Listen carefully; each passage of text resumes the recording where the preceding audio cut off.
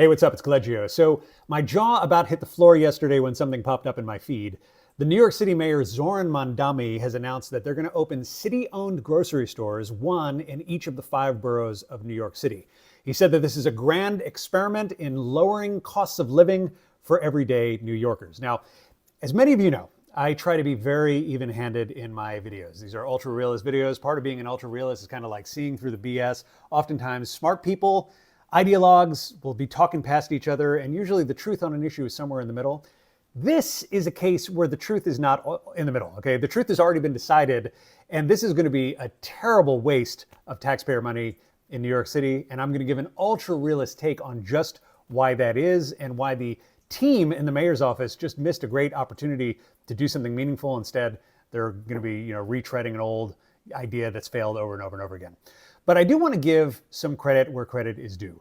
The cost of living in New York City is ridiculously high, and Zohran Mamdani is focused on it. All right, it's why he was elected mayor. So let's get into the numbers of just how expensive it is to live in New York City, and then we can get into what can we do to fix this, okay? So the basic cost of living in New York City, that's living space, food, bills, basic kind of expenses. In New York City, for a single person, it costs $75,000 to $90,000 per year just to clear basic expenses, okay? No vacations, no luxury items, just the basic cost of living. Now compare that to Los Angeles, just a little bit behind, $75,000 to $85,000. In Chicago, it's significantly less, $60,000 to $70,000 to cover basic living in Chicago. In Dallas, it's $50,000 to $60,000. In Tampa Bay, it's $45,000 to $55,000. So almost 40% less in Dallas and in Tampa.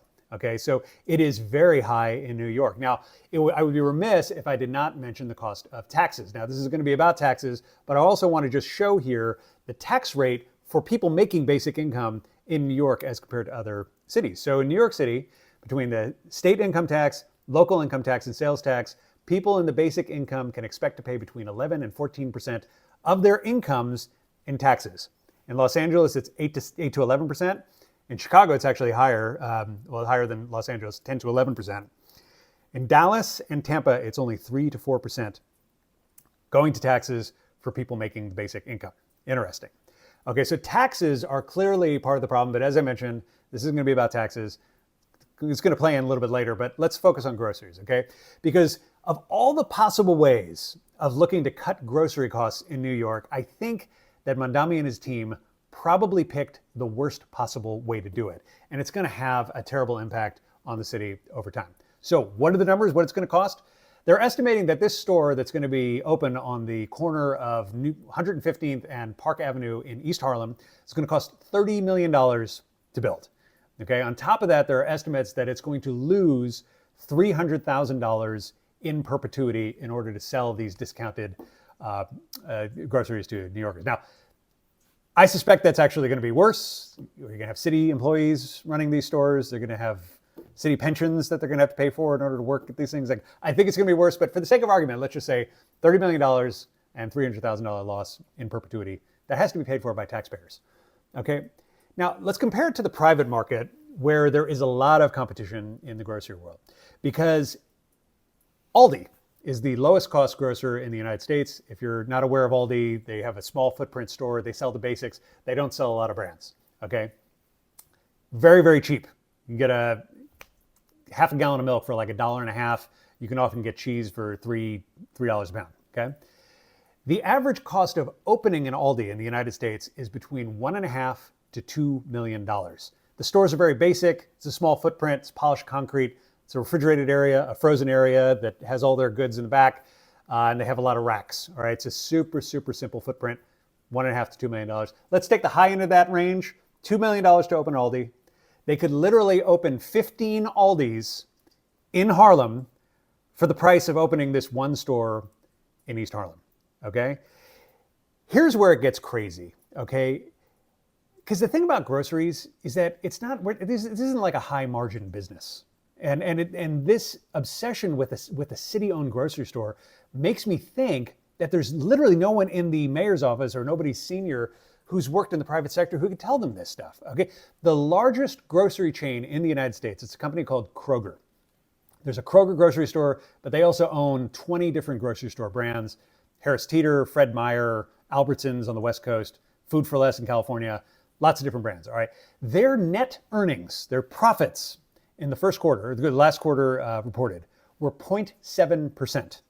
Now, that was low. In general, this company makes between 1 and 2.5% net profits. Groceries are not a high profit business. They're not high margin in any way. If you took all of Kroger's profits and shifted them into lowering the prices of food, it's not going to lower the price of food that much. So why are these companies valuable? Well, it's not because they make a lot of money, but it's because they're very, very consistent with money. Now, if you study finance, you learn about this term called beta. A company's beta is how much the company moves with the market. So if the market is doing really, really well, if the economy is really hot, a high beta company does really well. Maybe they do twice as good as the stock market. But when the stock market crashes, when the economy contracts, these companies do really, really poorly. It's kind of like a boom or a bust company. So think of a high beta company as being a boom or a bust company. Grocery stores are exactly the opposite of this.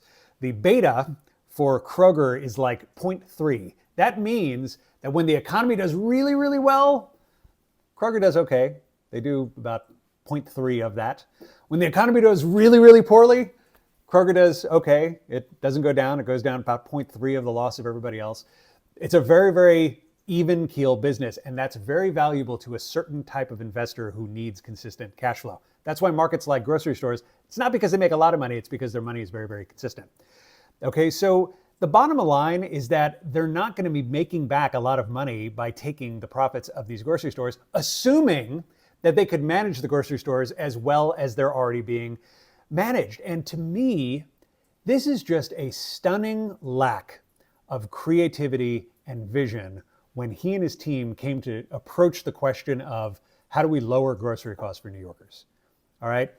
Like, they should be looking at this, but the means of doing this by opening a city-owned grocery store that's guaranteed to lose money, it's going to cost a fortune, it just literally, I don't know that I would have loved to have been in the strategy meeting and seen what else was on that whiteboard. You know, like what else were they considering? Because I just don't know that they could come up with something that's not going to do what they want to do and that's going to lose more money. Here are some ideas that could have actually like worked into existing city infrastructure.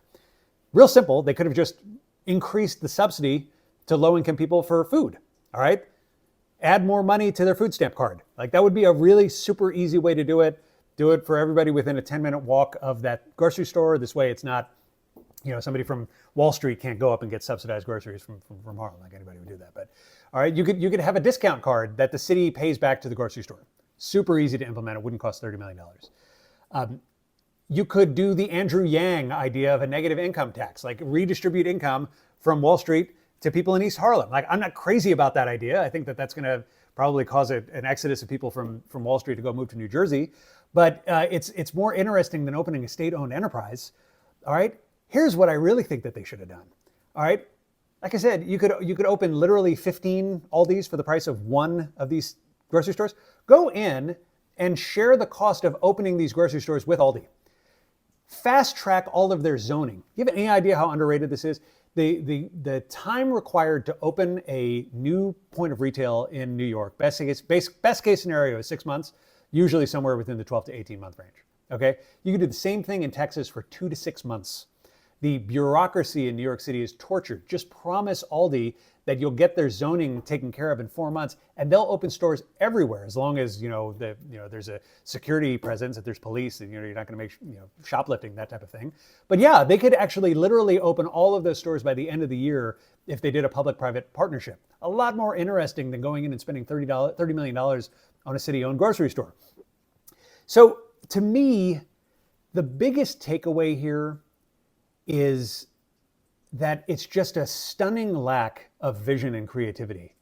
That the one idea that they would be trumpeting for lowering the costs of working New Yorkers is opening a state-owned grocery store, a city-owned grocery store. Like, this has been tried and it's failed. Many of you know I just got back. I spent 10 days in Yugoslavia with my son. You want to know if state grocery stores work? Go, Mr. Mamdani, Mayor Mamdani, go to Eastern Europe, interview anyone who's over 50 years old who remembers what state-owned grocery stores looked and felt like in Eastern Europe during the time of communism. They're all going to tell you, do not do this, all right? No one from that era who has seen this in practice prefers the state-owned grocery stores to what you have now, 100% of the time, okay? So to me, it's just a stunning lack of creativity. It also kind of signals to me that, I don't know, maybe socialism has just kind of run its course. In theory, the ideas might still be appealing, but in practice, if this is what all they can come up with in 2026 is an idea from 1926, this is a worn out ideology, and this proposal could just be a foreshadowing of the end of it. So that's my ultra-realist take. Would love to know what you think. Drop a comment and make sure and subscribe to the channel. Thanks.